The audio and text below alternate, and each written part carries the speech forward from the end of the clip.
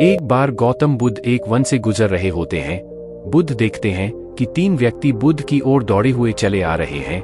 वह तीनों व्यक्ति बुद्ध के पास पहुंचते हैं और बुद्ध से पूछते हैं, मुनिवर, क्या आपने यहाँ से एक स्त्री को भागते हुए देखा है? बुद्ध कहते हैं, नहीं, मैंने तो यहाँ से किसी भी स्त्री को भागते हुए नहीं देखा। बुद्ध आगे पूछते हैं, परंतु आप तीनों इतने परेशान क्यों हो? वे व्यक्ति कहते हैं, वो स्त्री एक डायन थी, वो हमारा सारा धन ले भाग गई। बुद्ध कहते हैं, अकारण ही वह तुम्हारा सारा धन लेकर भाग गई।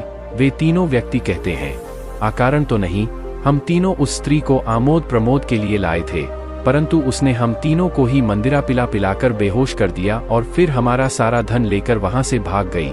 यह सुनकर बुद्ध मुस्कुराते हैं और कहते हैं, अच्छा है, उसने तुम्हारा कुछ बोझ हल्का कर दिया।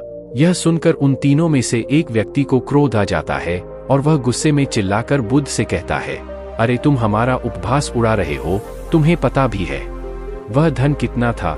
इतना धन तुमने आज तक स्वप्न में भी नहीं देखा होगा। वह व्यक्ति यह बात नहीं जानता था कि बुद्ध बनने से पहले एक राजा के पुत्र थे जिनके पास धन की कोई सीमा नहीं थी। बुद्ध कहते हैं, वो स्त्री तो अभी भी तुम्हारा सबसे कीमती धन लूट रही है और तुम कुछ भी नहीं कर पा रहे हो। उन तीनों व्यक्तियों ने आश्चर्य से कहा, परंतु यह कैसे हो सकता है? धन तो उसने हमारा कल रात लूटा था, पर आप यह क्यों कह रहे हैं कि वह अभी भी हमारा धन लूट रही है?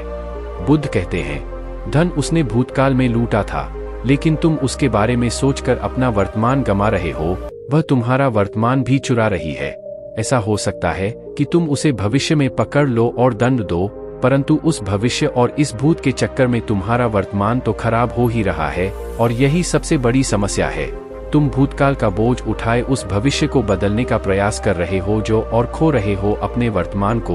उन तीनों में से एक व्यक्ति कहता है, बात तो सही है, लेकिन यदि हम इसी क्षण में जिए तो? बुद्ध कहते हैं, यदि तुम इसी क्षण में जी पाए तो तुम अपने आप को जान पाओगे और अपने सारे दुखों का कारण भी जान पाओगे। उन तीनों में से एक व्यक्ति हंसते हुए कहता है, क्या आप अपने आप को जान पाए, और अगर जान भी पाए तो उससे क्या बदल गया?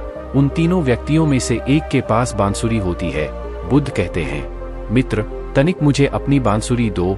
यह सुनकर वे तीनों व्यक्ति हंस पड़ते हैं और कहते हैं, अब सन्यासी बांसुरी बजाएगा। बुद्ध बांसुरी लेते हैं और बजाना शुरू करते हैं।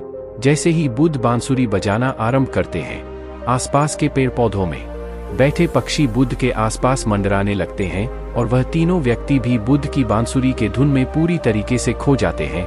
कुछ देर बाद बुद्ध बांसुरी बजाना बंद कर देते हैं, परंतु अभी भी वो तीनों व्यक्ति बुद्ध को एकटक देखे जा रहे थे, क्योंकि उन्होंने आज से पहले इतनी मधुर बांसुरी कभी नहीं सुनी थी। वे व्यक्ति बुद्धि से पूछते हैं, आप इतनी मधुर बांसुरी कैसे बजा पाते हैं? बुद्ध कहते हैं, यदि तुम भी इतनी मधुर बांसुरी बजाना चाहते हो तो बांसुरी पर ध्यान ना लगाकर अपने जीवन के ऊपर ध्यान लगाओ, अपने आप को जानने के ऊपर ध्यान लगाओ। यदि तुम अपने आप को जान सके तो बांसुरी अपने आप ही मधुर बजेगी और सब लोग उसको सुनकर आनंदित होंगे। यह कहकर बुद्ध उन्हें उनकी बांसुरी वापस करते हैं और वहां से चल देते हैं।